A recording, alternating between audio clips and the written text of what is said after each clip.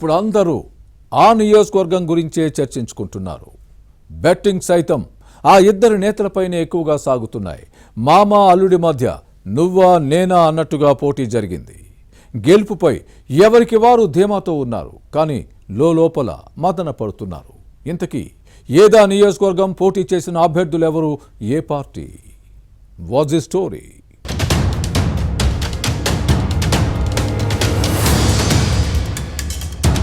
సార్వత్రిక ఎన్నికల కౌంటింగ్ కు కౌంట్ డౌన్ ప్రారంభమవుతోంది. ఫలితాలు ఎలా ఉంటాయన్న అంశం ఇటు అభ్యర్థులతో పాటు ప్రజల్లో తీవ్ర ఉత్కంఠ నెలకొంది. భారీగా పోలింగ్ నమోదు కావడంతో కూటమి అభ్యర్థులు వార్ వన్ సైడ్ అనే ధీమాలో ఉన్నారు. మరోవైపు వైసీపీ నుంచి బరిలో దిగిన నేతలు సైతం పరిస్థితి తమకే అనుకూలంగా ఉందని భావిస్తున్నారు. గెలుపుపై ఆశాభావంతో ఉన్నారు. మామ అల్లుడి మధ్య సవాల్గా మారిన ఉమ్మడి శ్రీకాకుళం ఆముదాల వలస నియోజకవర్గం ఇప్పుడు అందరి దృష్టిని ఆకర్షిస్తోంది. వైసీపీ నుంచి తమ్మినేని సీతారాం, టీడీపీ తరపున మాజీ ఎమ్మెల్యే కూన రవికుమార్ బరిలో ఉన్నారు. ఉమ్మడి జిల్లాలో 10 నియోజకవర్గాలు ఉంటే అందరి దృష్టి ఈ స్థానంపైనే ఉంది. ఈ ఇద్దరు నేతల మధ్య జరిగిన పోరు బస్తీ మీద సవాల్ అన్నట్టుగా సాగింది. దీంతో ఫలితం ఎలా ఉంటుందన్న అంశంపై ఆసక్తి నెలకొంది. తమ్మినేని సీతారాంకు టీడీపీ అభ్యర్థి బామ్మర్ది, అంతేకాదు మేనల్లుడు కూడా. తమ్మినేని సీతారాం భార్య వాణి సైకిల్ పార్టీ నుంచి బరిలో దిగిన కూన రవికుమార్ కు సోదరి.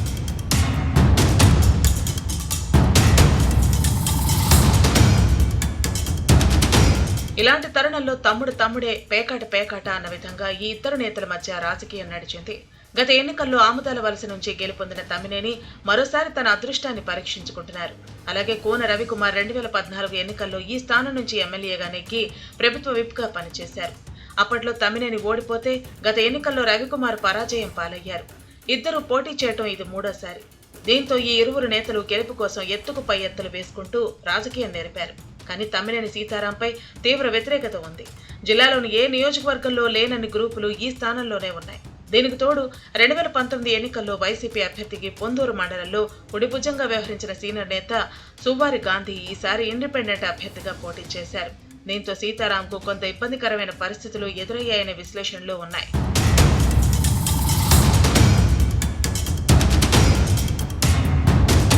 సరుబుజ్జిలి, పొందూరు మండలాలు ఈ నియోజకవర్గం పరిధిలోకి వస్తాయి. మొత్తం 1,93,858 మంది ఓటర్లు ఉన్నారు. వారిలో 1,57,848 మంది తమ ఓటు హక్కును వినియోగించుకున్నారు. 84.42% ఓటింగ్ జరిగింది. దీంతో పోటీలో ఉన్న ప్రధాన పార్టీల అభ్యర్థులిద్దరూ ఎవరికి వారు అంచనాలు వేసుకుంటున్నారు.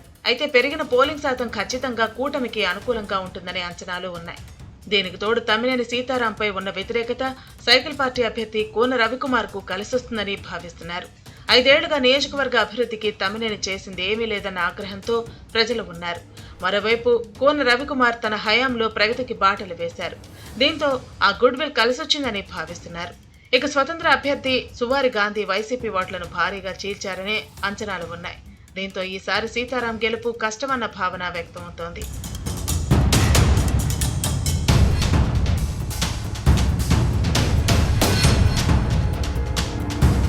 మరోవైపు రాష్ట్ర చరిత్రలో ఓ సంప్రదాయం కొనసాగుతోంది. స్పీకర్గా బాధ్యతలు నిర్వర్తించిన ఎమ్మెల్యేలు తదనంతర ఎన్నికల్లో ఓటమి పాలవుతూ వచ్చారు.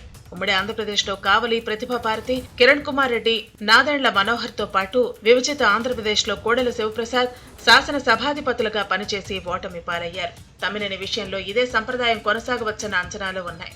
అయితే గతేడాది నవంబర్లో జరిగిన తెలంగాణ అసెంబ్లీ ఎన్నికల్లో ఈ వరవడి మారింది. 2018 నుంచి స్పీకర్గా పనిచేసిన పోచారం శ్రీనివాసరెడ్డి 2023 ఎన్నికల్లో గెలిచారు. దీంతో పాత సాంప్రదాయానికి తెరపడిన విషయాన్ని కొందరు నేతలు గుర్తు చేస్తున్నారు. తమ్మినేని విషయంలో అలానే ఎందుకు జరగకూడదనే వారు లేకపోలేదు. పోలింగ్ శాతం పెరగడంతో భారీ మెజార్టీతో గెలుస్తానని టీడీపీ అభ్యర్థి కూన రవికుమార్ ధీమాతో ఉంటే సంక్షేమ పథకాలే తనకు కలిసి వస్తాయన్న ఆశాభావంతో తమ్మినేని సీతారాం ఉన్నారు. మరోవైపు ఈ ఇద్దరు నేతలపై జోరుగా బెట్టింగ్స్ కొనసాగుతున్నాయి. ఉమ్మడి శ్రీకాకుళం జిల్లాలో ఎక్కడా లేని విధంగా ఆముదాల వలసల్లోనే పందాలు జరుగుతున్నాయి. బెట్టింగ్ మొత్తం రేంజ్ కూడా ఎక్కువగానే ఉందనే టాక్ నడుస్తోంది. వైసీపీ అభ్యర్థి తమ్మినేని సీతారాం, టీడీపీ నుంచి బరిలో దిగిన కూన రవికుమార్ విషయంలో ఆముదాల వలస ప్రజలు ఎవరికి పట్టం కడతారో తెలియాలి అంటే జూన్ 4 వరకు వేచి చూడాలి.